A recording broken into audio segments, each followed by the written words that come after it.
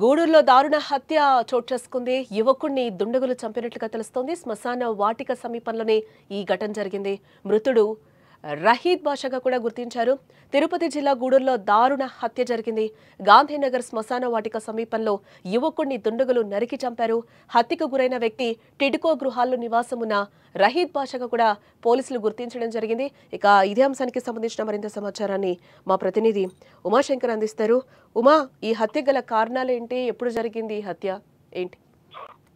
జానకి, రషీద్ అనేటువంటి వ్యక్తి car driver గా పనిచేస్తున్నారు. ఇతను టిడ్కో ఇళ్లలో భార్య, ఇద్దరు పిల్లలతో నివాసం ఉంటున్నారు. అయితే రాత్రి 11 గంటల సమయంలో టిఫిన్ తీసుకురావడానికి అతను బైక్ పైన రావడం జరిగింది. అయితే గూడూరు గాంధీనగర్ వద్ద అతన్ని కొంతమంది దుండగులు అటకాయించారు. సో అటు నుంచి కూడా శ్మశాన వాటిక వైపు కూడా తీసుకెళ్లినట్టయితే తెలుస్తోంది. సో అక్కడికి వెళ్ళిన తర్వాత అతని పైన ఒక్కసారిగా అటాక్ చేశారు. దాదాపు 20 కత్తిపోట్లకు పైగా అతన్ని కక్షపూరితంగా పొడిచి చంపినట్టయితే పోలీసులు గుర్తించారు. అయితే ఈ ఘటనపై ఒక్కసారిగా గూడూరు నగరం షాక్ తిందని చెప్పుకోవచ్చు. రాత్రంతా అక్కడ ఉన్నటువంటి యువకులు కావచ్చు, అంటే ఈ హత్య జరిగిన తర్వాత ఆ ఒక్క గాంధీనగర్ ప్రాంతం అంతా కూడా ఒక్కసారిగా ఆందోళన నెలకొంది. పెద్ద ఎత్తున పోలీసులు కూడా అక్కడికి చేరుకున్నారు. అయితే ఇతను కూడా గతంలో అమ్మాయి విషయంలో కొంతమందితో గొడవలు ఉన్నట్టయితే సమాచారం అందుతుంది. దాంతో పాటు కూడా ఇతనికి కొంత వివాహిత సంబంధం కారణంగా తరచూ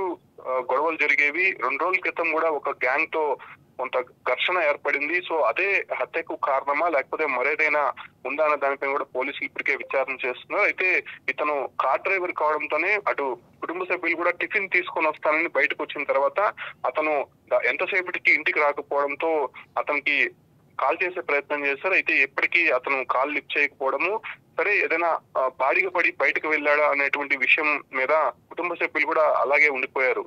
ఉదయం ఈ వార్త తెలియగానే ఒక్కసారిగా కుటుంబ సభ్యులంతా అక్కడికి వచ్చి కన్నీరు మున్నీరుగా విలిపిస్తున్నారు. ఈ ఒక్క హత్య జరిగిన తర్వాత ఉదయం వరకు కూడా అక్కడ ఎవరు కూడా గమనించినటువంటి పరిస్థితి. శ్మశానం వద్దకి తీసుకుని వెళ్లి అక్కడ అతన్ని చంపి పక్కన ముళ్ళ పొదల్లో వేసేసినటువంటి పరిస్థితి. సో ఎవరికి అనుమానం రాకుండా అక్కడ అతన్ని ఇంకేదైనా చేయాలనుకున్నారా లేకపోతే అక్కడ ఏదైనా దహనం చేయాలనేటువంటి ఆలోచనతో అక్కడికి తీసుకుని వచ్చారని దానిపై కూడా పోలీసులు విచారిస్తున్నటువంటి పరిస్థితి. అయితే ఇప్పటికే కొంతమంది అనుమానితుల్ని అరెస్ట్ చేసినటువంటి నేపథ్యంలోనే వాళ్ళతో పాటు ఇంకెవరైనా ఉన్నారా, అసలు ఎక్కడ అతన్ని అడ్డగించి తీసుకుని వెళ్లారు, అక్కడేమైనా దాడి చేశారని దానిపైన కూడా సీసీ ఫుటేజ్ కూడా కొంత పరిశీలిస్తున్నారు. ప్రస్తుతం ఆ మృతదేహానికి పరిసర ప్రాంతాలంతా కూడా డాగ్ స్క్వాడ్, క్లూస్ టీమ్స్ కూడా ఇప్పటికే రంగంలో దిగాయి. కాబట్టి హత్యకు గల కారణాలు ఏంటి, ఎవరు చేశారు, అసలు అతని పైన కక్ష పెట్టుకొని ఇంత దారుణంగా చేయాల్సినటువంటి అవసరం ఎవరికి వచ్చిందనే దానిపైన కూడా పోలీసులు కొన్ని టీంలు ఏర్పాటు చేసి ఇప్పటికే దర్యాప్తు చేసినటువంటి పరిస్థితి కనిపిస్తోంది. జానకి, అంటే ఉమా, అంటే ఫ్యామిలీ కుటుంబ సభ్యులు ఏమైనా చెప్తున్నారా, పాత గొడవలు ఏమైనా ఉన్నాయి అని చెప్పి కానీ ఫ్రెండ్స్ తో కానీ ఇట్లా ఏమైనా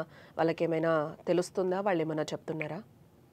అంటే ఇటీవల కొంతమందితో ఘర్షణ ఏర్పడినట్టయితే తెలుస్తుంది. ఆ విషయం పైన కుటుంబ సభ్యులకైతే ఇంతవరకు ఎటువంటి సమాచారం లేదు.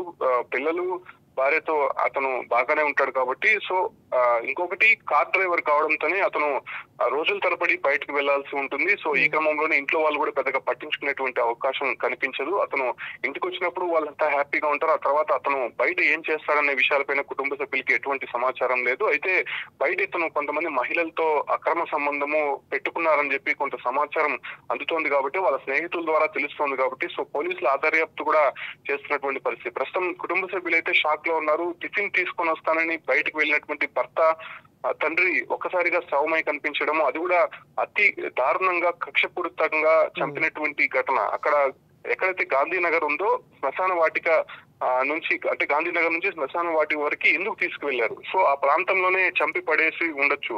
ఒకవేళ శ్మశాన వాటికి ఎందుకు తీసుకుని వెళ్ళారు? అక్కడ ఏదైనా అతన్ని దహనం చేయాలనుకున్నారా, మరేదైనా కారణం ఉందా, లేదంటే కిడ్నాప్ చేసి ఎక్కడికైనా తీసుకుని వెళ్ళాలనుకున్నారా, దానిపైన కూడా దర్యాప్తు జరుగుతోంది. కాబట్టి ఒకంత ఇంట్లో వాళ్ళు కూడా షాక్ లో ఉన్నటువంటి పరిస్థితి. ఎందుకంటే అతను ఇంట్లో వాళ్ళతో బాగానే ఉంటారు కానీ ఎందుకు అంతగా చంపాల్సి వచ్చిందని దానిపైన కూడా వాళ్ళకు కూడా ఇప్పటికే అర్థం కానటువంటి పరిస్థితి. అయితే పోలీసుల దర్యాప్తులో తెలియాల్సి ఉంది. అయితే కొంతమందిని అనుమానితులను అయితే అదుపులోకి తీసుకున్నారు కానీ వాళ్ళని విచారిస్తున్నటువంటి పరిస్థితి కనిపిస్తోంది. రైట్.